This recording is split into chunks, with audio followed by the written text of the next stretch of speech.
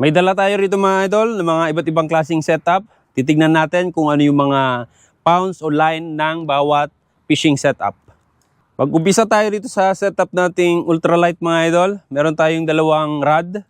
Itong isang rod ay nasa 2 to 10 grams ang kanyang lure max capacity at ang kanyang line ay 2 to 6 pounds. At itong isa naman ay meron siyang 1 to 7 grams na maximum lure capacity, 2 to 4 pounds na line.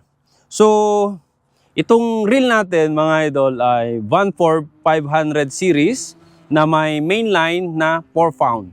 So, pasok ito sa ating isang rod na 1 to 7 grams or 2 to 4 pounds line. Dito sa ating 2 to 10 grams na lure at ang line niya ay 2 to 6 pounds. May mga nagtatanong kasi sa ating mga video kung ano daw ang reel na nababagay sa ultralight.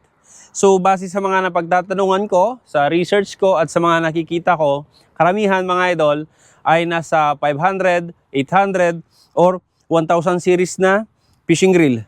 Pero may mga nagsasabi rin, base sa mga expert, ay ang reel dapat ay nasa maximum drag capacity na 3 kg. So minsan may mga reel naman na 2000 series na ang drag max niya ay 3 kg. So pasok siya sa ultralight. Sunod naman natin itong ating light setup mga idol, itong ating Shimano Sedona 2500 series. Ang line nito mga idol ay 16 pounds. Ngayon, itong rod natin mga idol, ang nakalagay lang dito sa specification niya ay ang lure ay 3 to 14 grams at ang line niya ay 6 to 10 pounds. Extra pass itong rod. Ngayon, bakit 16 pounds? Supposed to be 1000 series sana ilalagay natin dito or 2000 series kaso wala pa tayong budget pamili ng 1000 series or 2000 series. Kaya nilagay natin itong ating 2500 dito.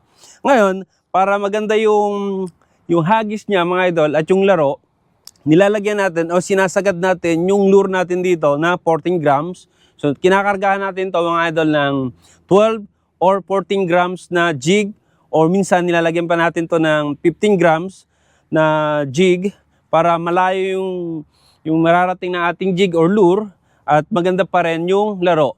At base sa line naman niya ay nasa 16 pounds kaya okay lang siya. Sunod naman natin itong ating 3000 series mga idol. Ito yung Shimano Speros 3000 XG. Ang line na nakalagay dito ay 19 pounds. At itong rod natin ay medium at ito ay light. Ngayon, bakit magkaiba at iisa naman yung reel na ginagamit natin dito? Dito idol, ang gusto kong ilagay dati ay 4000 series at dito ay 3000. Kaya pag titignan natin yung specification ng rod na to ay nasa 8 to 17 pounds pasok yung medyo mas malakas pa yung line dahil 19 pounds pero yung casting weight capacity mga idol 25 to 50 grams ang kaya ng rod. So kung susumahin mo, titignan mo mabuti, yung line ay medyo sumobra lang ng 2 pounds pero yung lure, 25 to 50 grams. So, ito ay medium. And then, itong 3000 ko, idol, na Shimano Speros, ay nilalagay ko rin dito sa ating light na rod. Dahil ang PE line naman nito ay 0.4 to 0.8. 19 pounds yung 0.8. So, pasok pa rin. At ang casting lure capacity ay 3 to 14 grams. Kapareho nung ating 2500 na series na reel.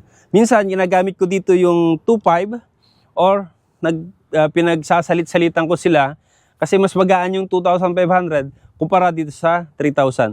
Kaya mas malaki yung line nito. Ito naman yung ating medium heavy mga idol or MH. Itong rod na to ay mayroong maximum lure capacity na 15 to 50 grams.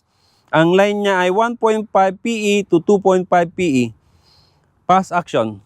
Itong reel na to, idol, ay 5000 series Shimano Stradic. Ang line na nakalagay dito ay 2.0 PE. At ginagamitan ko rin itong rod na to ng 4000 series. Ang line nito mga idol ay 1.5 PE. At kung titignan natin yung specification ng rod, pasok siya dahil 1.5 ang kanyang minimum na line at ang maximum niya ay 2.5.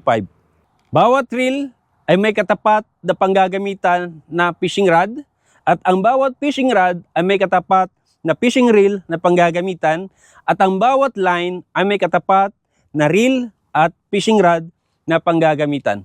Yun lang mga idol. Thank you so much and God bless.